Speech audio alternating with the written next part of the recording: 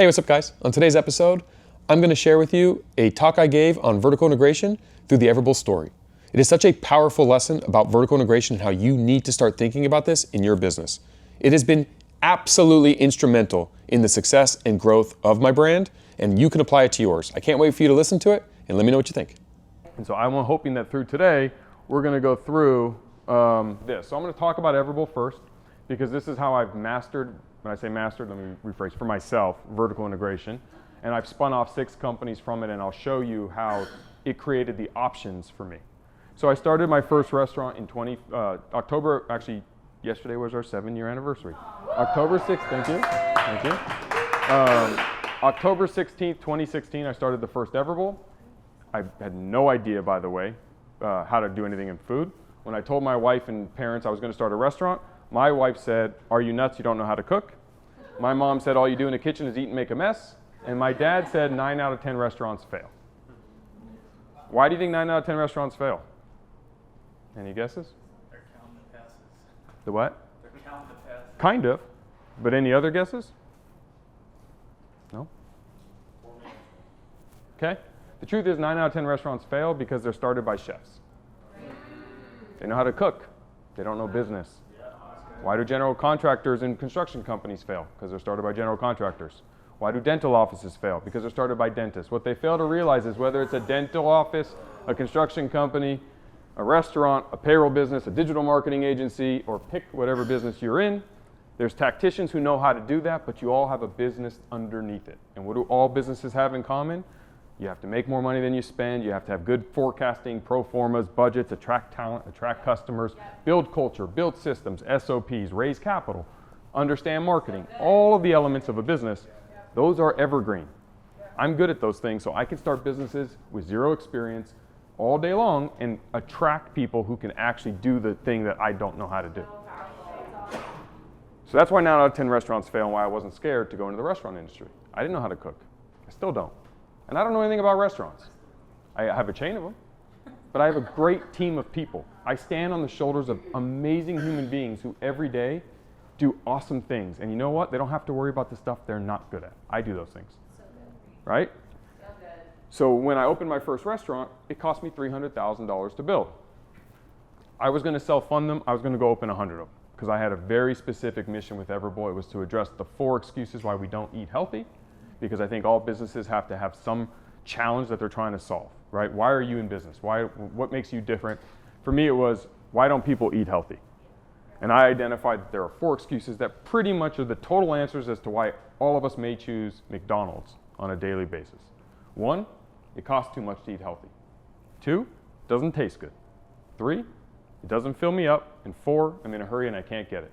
So I made Everbowl affordable, filling, delicious, and accessible, which means I'm addressing those 4 things, and that was our only mission. What we sell, don't care.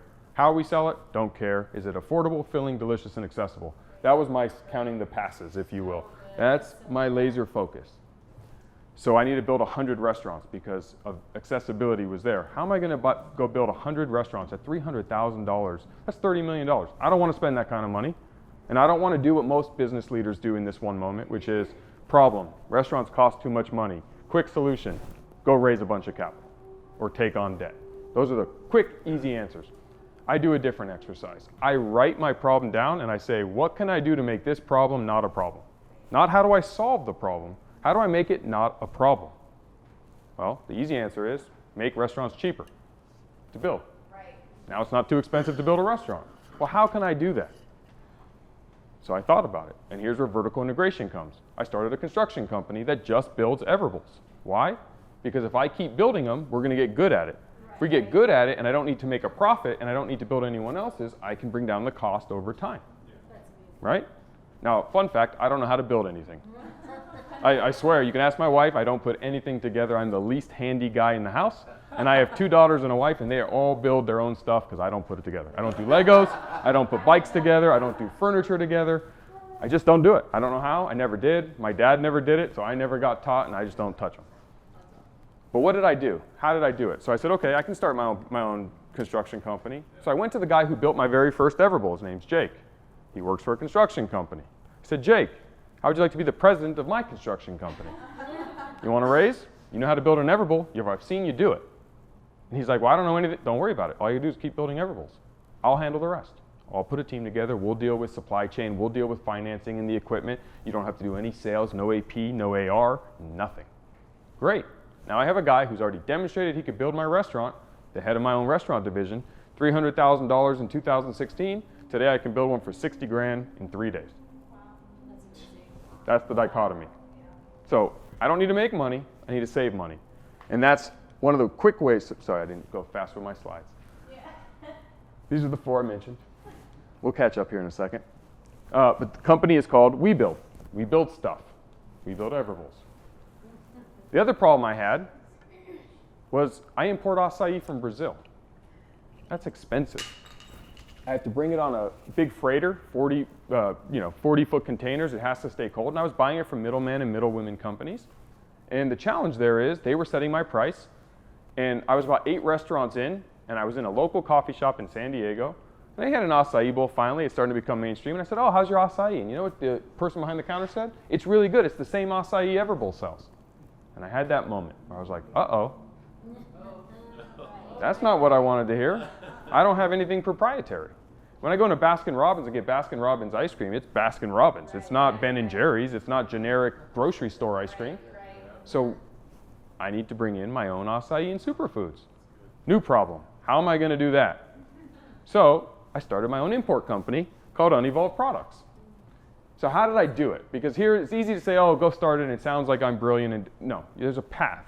You got to just think logically. So I went to the guy who I was buying acai from, and his name's Marshall. And I said, Marshall, here's the challenge. I can't buy your acai anymore. You have a problem. I have a problem. I'm going to go down to Brazil and do this myself. Now, I know that sounds terrible for you because I have 8 going on a couple hundred restaurants, and you're going to lose all this business. Or you don't have to lose all this business. So he says, how can I not lose the business? You can take me to Brazil. You can introduce me to the factories.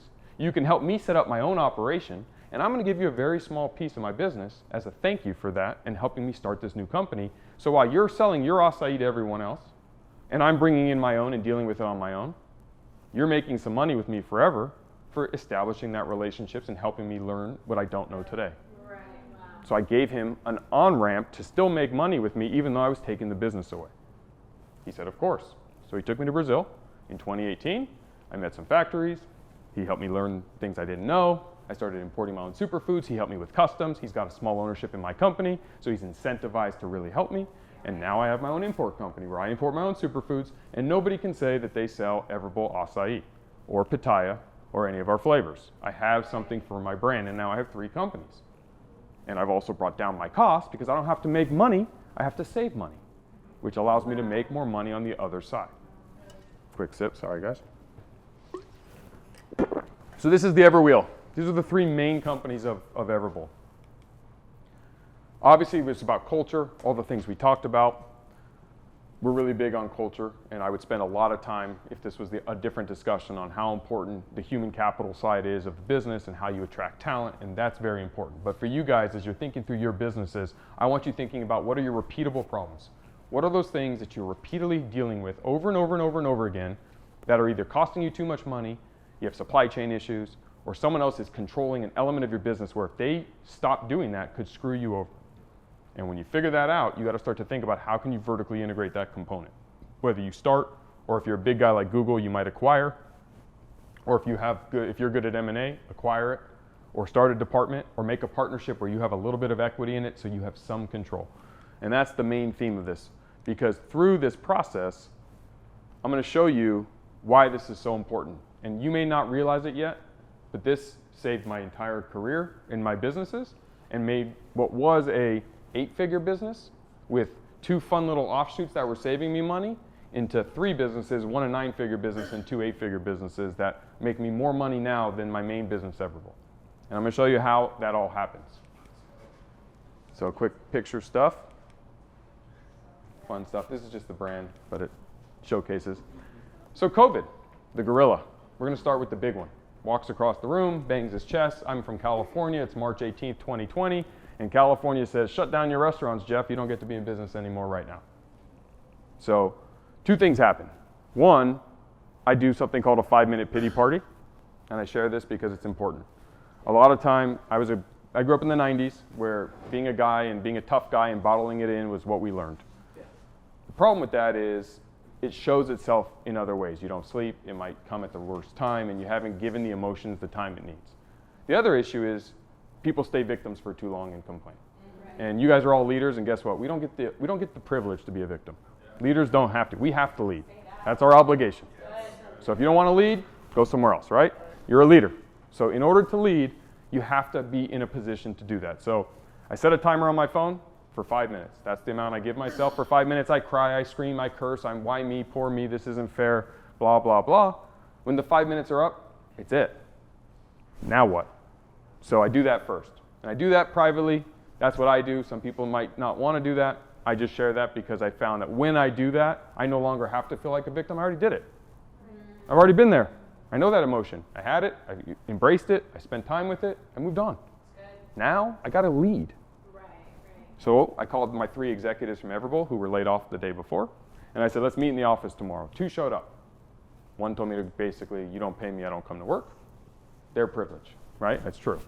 2 showed up. And I said, okay, guys, what's next? Which is what we wrote on the wall. What can we do? What do we have available to us? Wasn't my idea, but Eric on my team said, you know, we have thousands of pounds of acai. What if we spun up a website and we put them in boxes and deliver them to these homes for people who are stuck sheltering in place and all the restaurants are closed?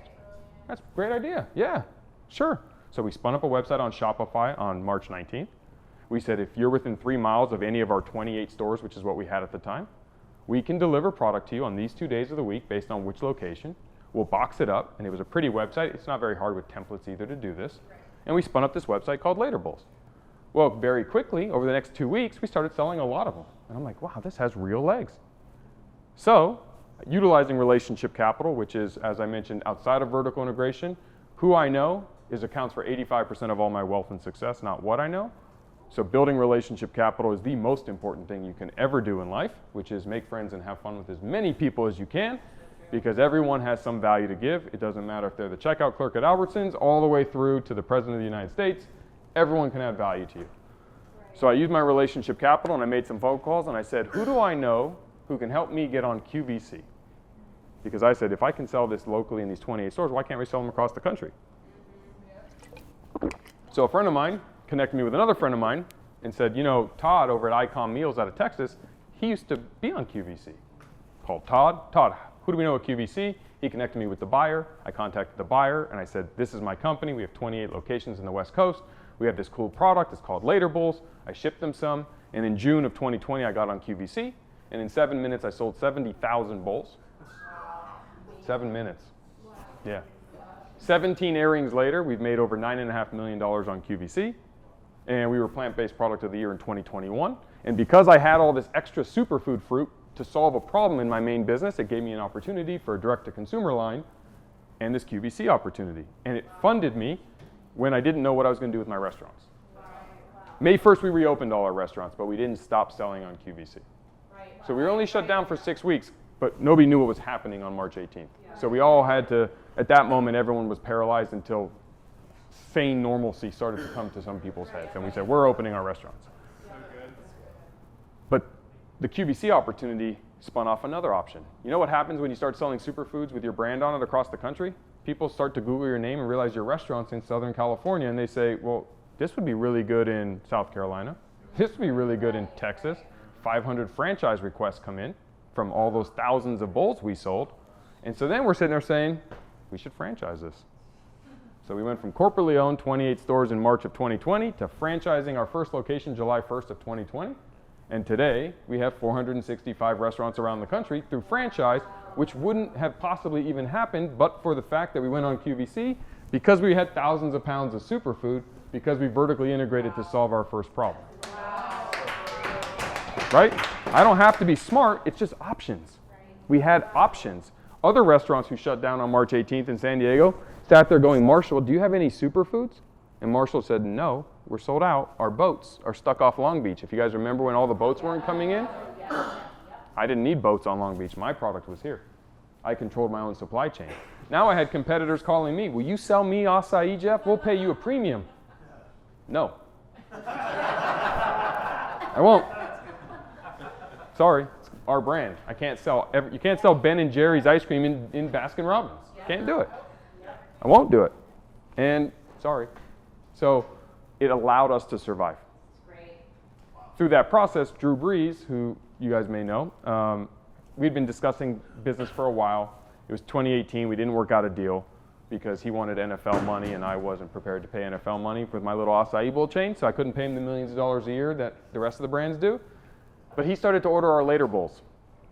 He lives in San Diego. He started sending me texts of his kids and him eating our bowls at home, and we were just building our friendship. And then when he realized we were franchising, he said, Jeff, I want to invest in your company. I want to open franchises, and I want to be a brand ambassador. And so it went from him asking me to pay him $2 million a year to him writing me a $2 million check to invest, him writing me a $1 million check to open franchises, and him being a brand ambassador who will stand on the stage and say, Everbowl, Everbowl, Jeff, Everbowl, Everbowl, Everbowl. And again, it's all because I had options. And fun fact today, Drew Brees now has 160 locations in 9 states, which is a great launch pad for us to continue to scale and grow. And why did Drew want to do that? Because we were a system. I wasn't building, by the way, I'm still talking about this. I'm very few things I'm mentioning that my acai is better than anyone else's. Maybe, maybe not. It's a process. I'm building a machine. They're building restaurants. That's why chefs fail. We're not. McDonald's is a system. Chick-fil-A is a system. When you look at the national brands, they're not restaurants. McDonald's is real estate. That's the underlying business for McDonald's, right? It's just what it is. GoPro, if you guys remember, they were not cameras. They were a content company. That's where they focused their attention on. Red Bull is not energy drinks. It's a content company and extreme sports. They understand that the rest is secondary. Gatorade's an influencer marketing company with the athletes that it endorses when they don't even drink the product. No athlete wants to drink Gatorade. That's not who they target their product to. They're not targeting it to the superstar athlete. They're targeting it to the person who's hungover and the wannabe athlete that's kind of recreationally just trying to do stuff. That's who drinks Gatorade. So understanding your business and understanding what those things are is very, very, very important. So through that process, I also started to launch, let me go to this next one. So this will just show you where we were in 23 and where we are in 26 with all of our openings. And then we get to WeBuild. So this is the other part of vertical integration. So I have this construction company where I build all these Everbowls for really cheap and really effective. I was in discussion with Shaquille O'Neal to open Everbowls because we both spoke on the same stage. I had Everbowl there. He loved it. He said, I want to open Everbowls. I said, fantastic, Shaq. Let's do it. There's about 150 people in the Shaquille O'Neal brand, if you know how these guys go. So I had a laundry list of people I got to talk to as we navigated the cycle from him saying, I want to open Everbowls to actually make it happen. Well, a year and a half later, Authentic Brands, which owns half of the Shaquille O'Neal brand, says, sorry, Jeff, we're not going to move forward. We're launching our own concept called Big Chicken. Like, okay. So bummed, because it would have been awesome to have Shaquille. Other than he makes my bowls look small, it would have been awesome to have Shaquille O'Neal. It would have been awesome to have him, and it is true.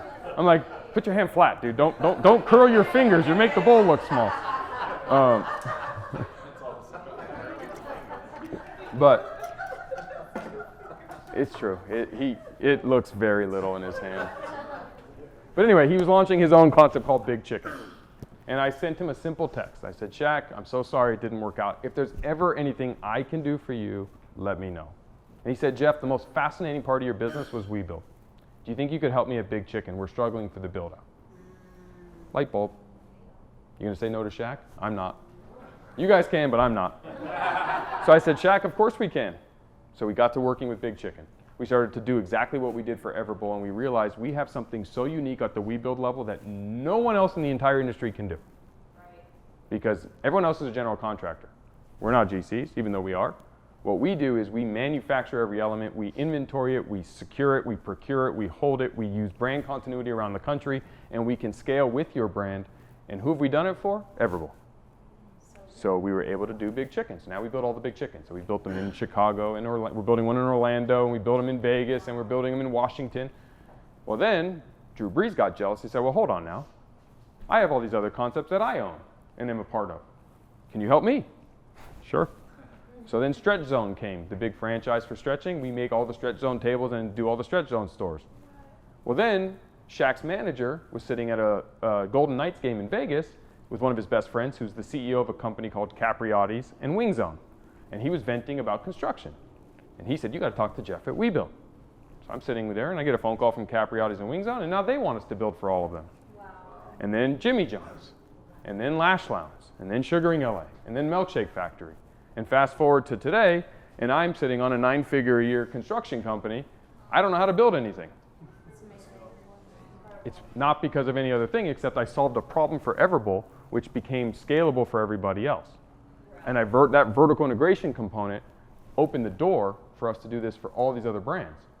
And now we're talking to massive, massive companies, because general contractors and construction companies, while they can do construction maybe as good as we can or better, what they don't do is they don't speak franchise. They just don't. They speak construction. So when I'm talking to the guys at the top and the girls at the top of these big major franchise operations, I know exactly what the franchisees' issues are because I have my own. I have 450 of them. Right. I know exactly what to solve for them. I know exactly how to make their life easier. And oh, by the way, if you want proof that I can actually scale and grow your company, go talk to Shaq, go talk to Drew, and go talk to any of our Everbowls. Wow. We do it fast, we do it effective, and we totally understand what the problems are. Right. So then from there, Mark Wahlberg wants us to build his gyms. And because we have a couple celebrities, we have a lot more, which then just builds more top of funnel brand attention and scales our business for us. And I don't need a sales team. And I've never uttered or spent one dime marketing Everbowl as a franchise. I've never spent one dime marketing Unevolved Products as a product division. And I've never spent one dime marketing or selling WeBuild. All of it has been inbound because of how we scaled and built this through vertical integration. Wow.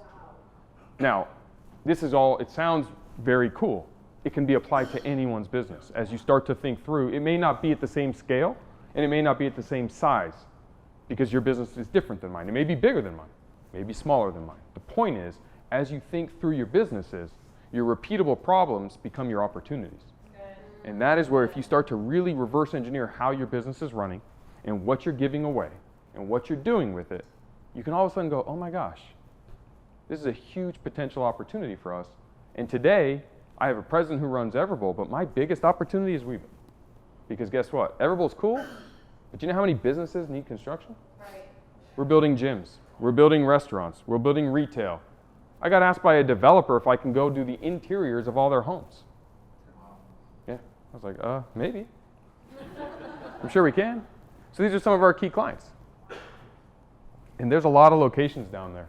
Shaq has sold over 300 big chickens, which means I have 300 builds. The average cost is 400 grand. You can do the math. That's a lot of revenue over the next 4 years. Right. A lot. 300, 200, over 2. I mean, these are all massive. And that's me in Brazil with the factory that my friend Marshall helped me set up and us importing superfoods. And it's about putting forth the effort to learn. I like to learn, so it goes back to a lot of business owners go, I don't have time for that. I'm counting basketballs. And I'm saying, I'm counting basketballs, but when a gorilla walks by, I'm getting the hell out the way. Right? Yeah, right. Yeah. Don't get run over by the gorilla. And as business leaders, that's what makes you, that's what sets you apart from everyone else in your industry. Is you don't have to be smarter than them. You just have to be aware. They're so focused. They're like, this is all I do. Leave me alone. Okay, you do that. You build your restaurant. You know, Jamba Juice. Go ahead. I'm building a system. Good. Wow. And I don't know how and where it's going to lead me yet, but I know it's going to take me to where we want to go. So fast forward. I have all this acai. I have the QVC relationship. What other products can we make? So we launched a coffee product. We infused acai into coffee. World's first acai-infused coffee product. You drink your coffee every day. You don't always eat superfoods. Why not drink your superfoods with your cup? Wow. So that was fun. We just launched this product. We reinvented the ice cream cookie sandwich. I was going with my youngest daughter. I have 2 daughters. One's 18 and one's 11. And my 11-year-old, she was 10 at the time, wanted ice cream. I said, let's go to Everbowl. She said, I want ice cream. I said, how about Everbowl? She said, ice cream. She won. We went for ice cream. But she wanted an ice cream cookie sandwich. And I'm like, well, why can't we make that? We have granola, which can turn into a cookie. And we have bases, which could be the interior. So made a few phone calls. Found out that there's a co-packer who can manufacture this for me if I send them my granola and turn them into cookies and send them my bases. So I did. And we created an Everwich, which is now today available in every Everbowl. And it's awesome because it's vegan, dairy-free, soy-free, nut-free. It hits our brand. It applies to children. And now my daughter loves it. She doesn't want a bowl. She wants an ice cream cookie sandwich. She doesn't know the difference.